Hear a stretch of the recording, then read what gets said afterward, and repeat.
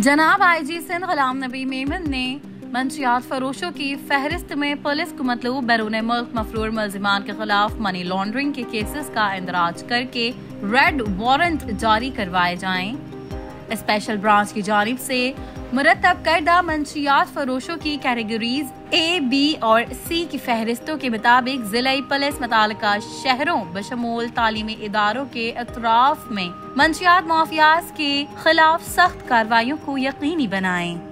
जनाब आईजी सिंध गुलाम नबी मेमन की ज़ेर सदारत सूबे में मंशियात माफियाज और उनके गठ जोड़ के खात्मे से मुतालिक अहम जायजा इजलास में additional IG Karachi, DIGs crime and investigations headquarters, special branch CIA investigations Karachi, IT zonal divisional DIG, जिले एसएसपी समेत एसपीज इन्वेस्टिगेशंस ने शिरकत की। इजलास के शुरका को डीआईजी स्पेशल ब्रांच ने सूबे में मंशियात माफियाज और उनके गठ जोड़ में मुलव्विस मुलजिमान और उनके खिलाफ सख्त एक्शन मुतालिक तफसीली ब्रीफिंग दी। जनाब आईजी सिंध ने मंशियात माफियाज के खिलाफ पुलिस क्रैकडाउन को मजीद तेज करने का कहा।